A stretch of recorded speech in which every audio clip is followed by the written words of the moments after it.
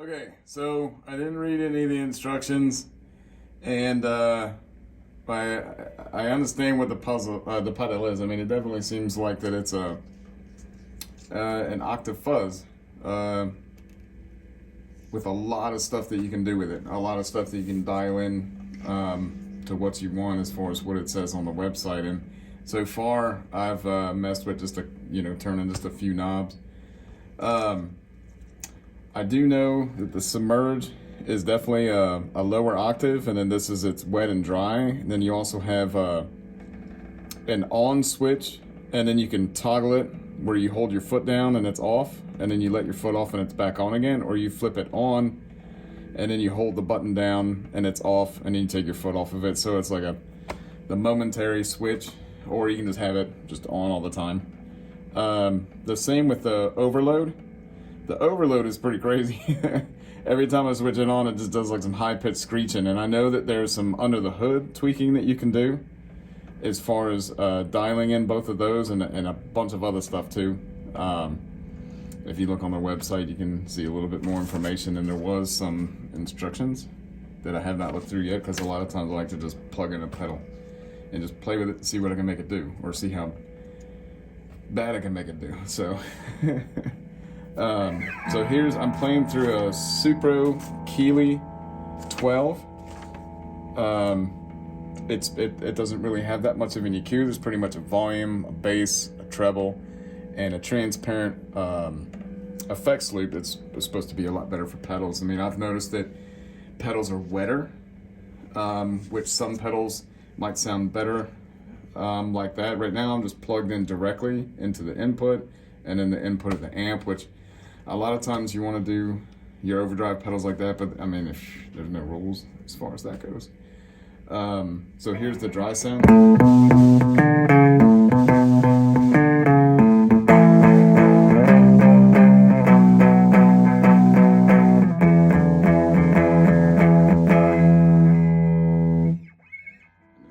Kick it on. Just as far as the settings that I have right now is mostly just like I'm trying to make it sound as much like a fuzz pedal as I can.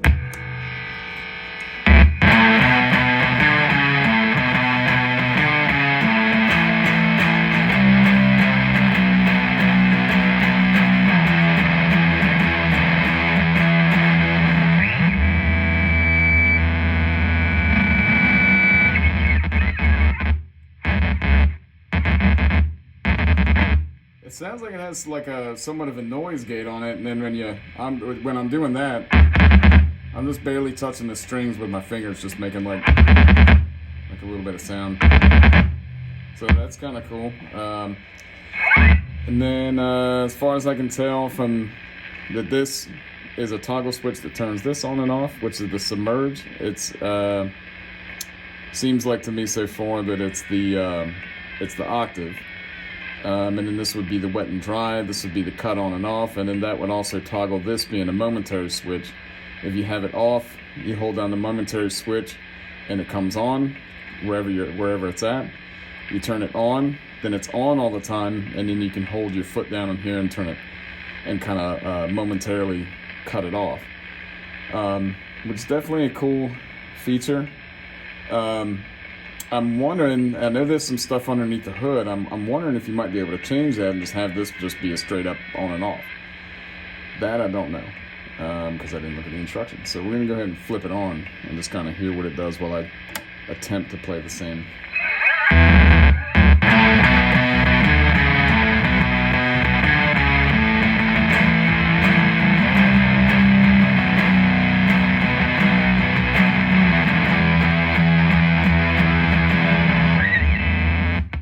Turn it off, and this time I'm just going to do the power chords.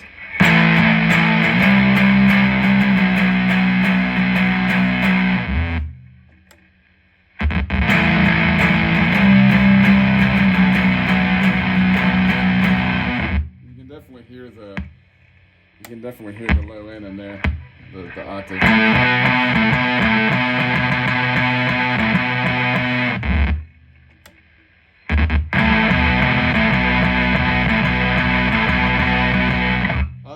I love fuzz pedals with octave. I mean, You can always just have your, your octave pedals and then your fuzz pedals and play around like that. Having it in the same pedal is definitely pretty sweet. And the way that it's interacting with some of the other settings that this pedal can do, you might be able to do some crazy stuff. So I'm going to crank it up all the way on the octave.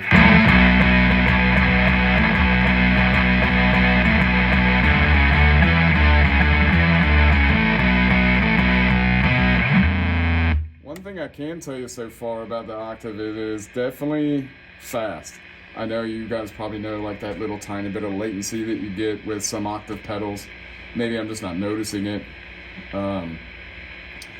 But also, before I go any further too, this pristine is your original dry signal, your unaffected signal, which is kind of interesting as far as being able to give it a little bit of your dry clean signal into it.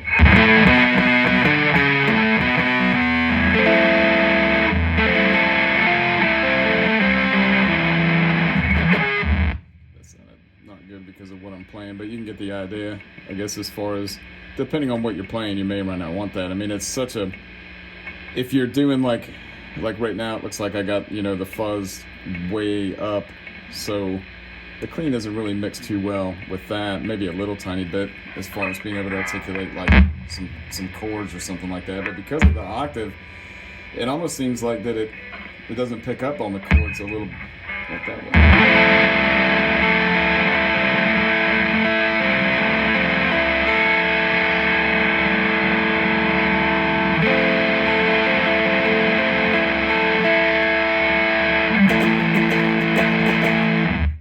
Almost like, depending on what you're playing, would kind of take away from the driviness of it, of course, if you're playing like some lower stuff. But also that depends on what else you're going into it with, you know what I'm saying? Like if you're going into it with another fuzz pedal or a delay pedal, that might be kind of crazy because you got the, the fuzz droning, and then you could be plucking some strings with a little bit of delay and then having go in here. Right now we're just checking out, just the pedal itself without any other pedals at all.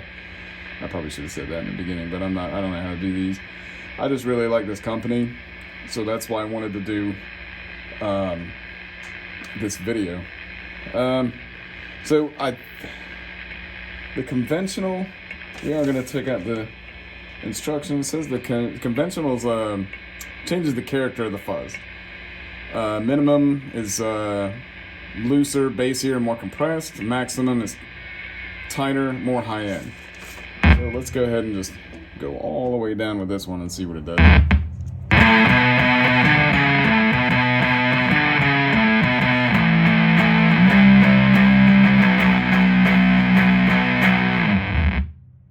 I like that. I don't really know if let's try in the middle, see what happens.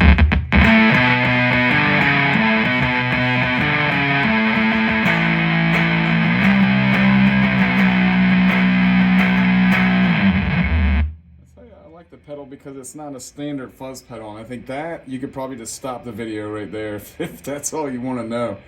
It is definitely an unconventional like octave fuzz pedal.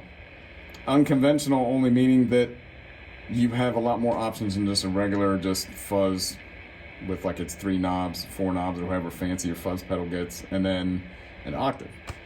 I do think that maybe under the hood, and you can look that up for yourself. There may be inside the pedal, there's some switches that you can tweak. You might be able to change maybe the octave of the octave. That might be fun. But usually with fuzz, you probably want the lower end anyway, so you don't sound like a cat scratching on a chalkboard. But who knows, man? Mixed with all your other pedals and all the other crazy stuff that you can put into this, or in front of it, or going straight into your amp, separate from your effects loop. But anyway, so far I've liked it pretty much all the way up, or a little bit less than all that.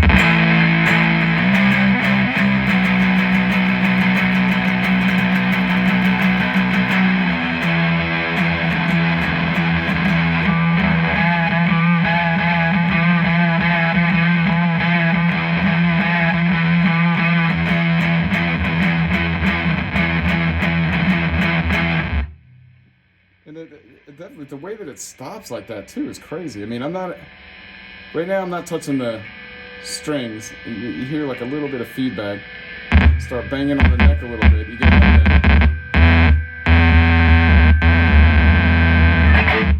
that glitchiness. And then this here in the middle is the synthetic switch. Sets the detection sensitivity. Lower provides more gating, but poor note detection. Higher the sensitivity, the more artifacts you experience, also can lead to detecting floor noises. Turn down the floor noises. Well, instructions is fun, so let's just see what it does if we turn it all the way down.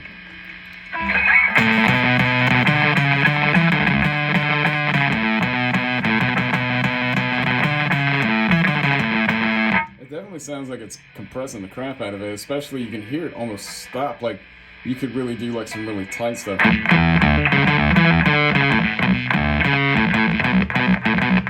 I'm palm muting right there, but then if I hit it open, let's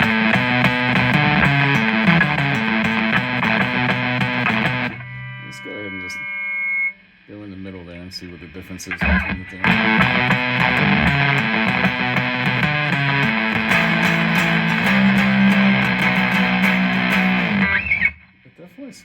It definitely compresses it. Let's just go back to where I had it.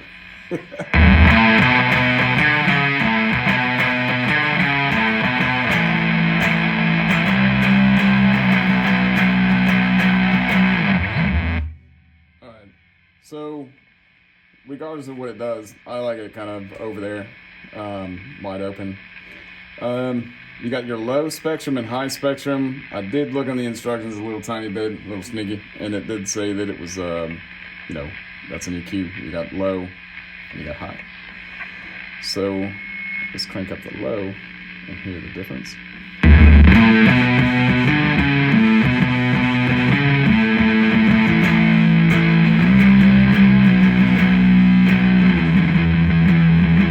It definitely gives it that kind of like muffly sound, which the amp already does kind of have a little tiny bit of that. So it could be a little bit of that, but you turn it down a little bit, it kind of brings more of the mids out.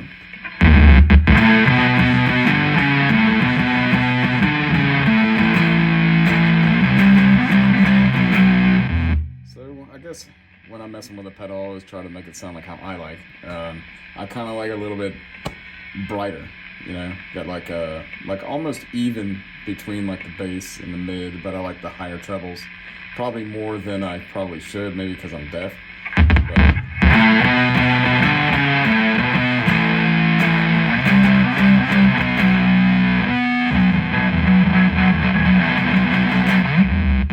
And then we got this, so we got the octave. Now, as far as the overlaid one is the most interesting one that I can't figure out. It's crazy loud. You turn it on, so this switch turns it on just like the other side.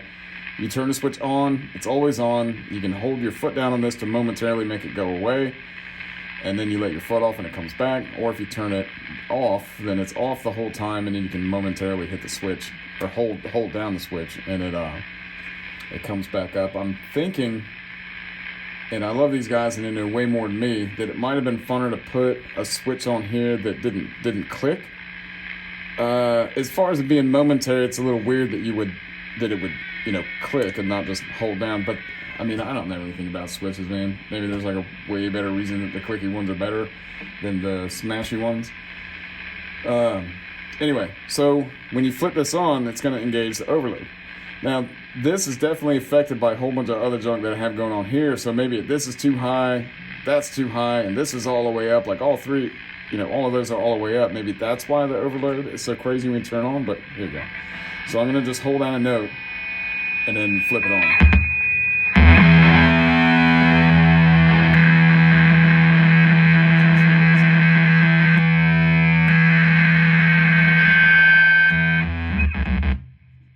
Loud as hell. I mean, you could definitely do some cool stuff with that as far as, you know, holding it down. You probably wouldn't want it on the whole time, but again, because I haven't read the instructions and haven't spent a lot of time with the pedal, I just really wanted to, you know, do something, you know, right now because I just got it and took it out of the box.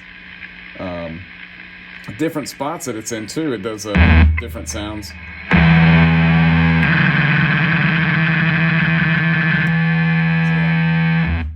holding it down and it goes away, which is pretty cool.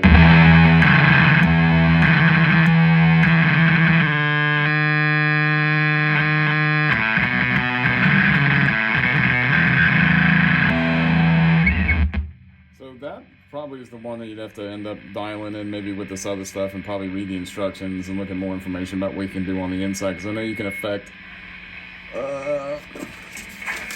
hopefully it's okay to show this. I see line out there. Pretty good, man. But there's a bunch of stuff on the inside that you can change. So you can kind of tweak the thing to completely make it your sound. Looks like you can affect the fuzz, the synthetic fuzz, which is that middle knob that we're messing with. Looks like you can mess with the clean blend as far as flat or EQ, I guess. So there's some switches. You can mess with the submerge as far as sensitivity, filter, bank. Oh, sweet. Yeah, man. Look at that. So you can change the filter of the, maybe I assume that's the tone of the octave from the submerge switch.